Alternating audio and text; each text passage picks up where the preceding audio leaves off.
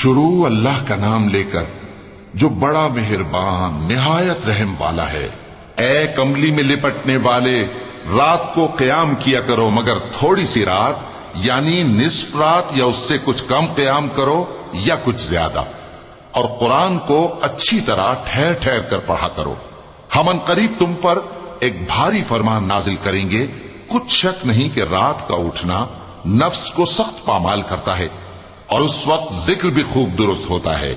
دن کے وقت تو تمہیں اور بہت سے شغل ہوتے ہیں، تو اپنے پروردگار کے نام کا ذکر کرو اور ہر طرف سے بے تعلق ہو کر اسی کی طرف متوجہ ہو جاؤ۔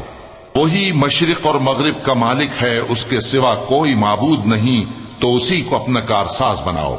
اور جو دل آزار باتیں یہ لوگ کہتے ہیں ان کو سہتے رہو، اور خوبصورتی سے ان سے کنارہ کش رہو، اور مجھے ان جھٹلانے والوں سے جو دولت مند ہیں سمجھ لینے دو، اور ان کو تھوڑی سی مہلت دے دو۔ کچھ شک نہیں کہ ہمارے پاس بیڑیاں ہیں اور بڑی زبردست آگ ہے، اور گلے میں اٹکنے والا کھانا ہے، اور درد دینے والا عذاب ہے۔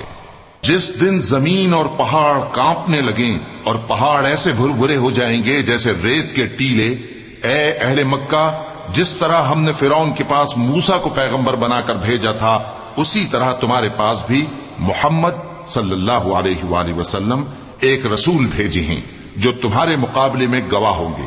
سو فرعون نے ہمارے پیغمبر کا کہا نہ مانا، تو ہم نے اس کو بڑے دردناک انداز سے پکڑ لیا۔ اگر تم بھی ان پیغمبر کو نہ مانو گے تو اس دن سے کس طرح بچو گے جو بچوں کو بوڑھا کر دے گا، جس سے آسمان پھٹ جائے گا۔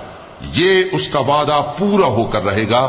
یہ قرآن تو نصیحت ہے، سو جو چاہے اپنے پروردگار تک پہنچنے کا راستہ اختیار کر لے۔ تمہارا پروردگار خوب جانتا ہے کہ تم اور تمہارے ساتھ کے لوگ کبھی 2/3 رات کے قریب اور کبھی آدھی رات اور کبھی تہائی رات قیام کیا کرتے ہو، اور اللہ رات اور دن کا اندازہ رکھتا ہے۔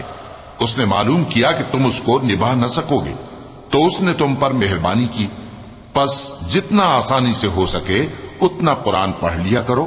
اس نے جانا کہ تم میں بعض بیمار بھی ہوں گے، اور بعض اللہ کے فضل یعنی معاش کی تلاش میں ملک میں سفر کریں گے، اور بعض اللہ کی راہ میں لڑیں گے، تو جتنا آسانی سے ہو سکے اتنا قرآن پڑھ لیا کرو، اور نماز قائم کرتے رہو، اور زکوٰۃ ادا کرتے رہو، اور اللہ کو نیک نیتی سے قرض دیتے رہو، اور جو عمل نیک تم اپنے لیے آگے بھیجو گے اس کو اللہ کے ہاں بہتر اور صلے میں بہت عظیم پاؤ گے۔